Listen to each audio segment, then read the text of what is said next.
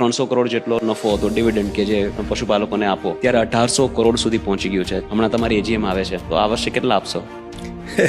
ગણતરીના દિવસો જ બાકી છે, તે દિવસે તમે સમાચાર જોજો ને. કોર્પોરેટ લેવલની ટેકનોલોજી, ઇનોવેશન્સ કે એની જે પ્રોસેસીસ છે એ બધું ઇમ્પ્લિમેન્ટ કરવાની પ્રેરણા કે આઈડિયા કે વિઝન સર ક્યાંથી આવે છે? કંઈનું કંઈ નવું કરવાની જો પ્રેરણા આની અંદર મળતી હોય ને તો મને મળે છે આપણા દેશના પ્રધાનમંત્રી મોદી સાહેબ. એક બેન બોલે છે કે અગર કોઈ પશુ માંદું પડ્યું હોય, કોલ કરીએ અને અડધીથી 1 કલાકની અંદર તો ડોક્ટર આવી જાય છે.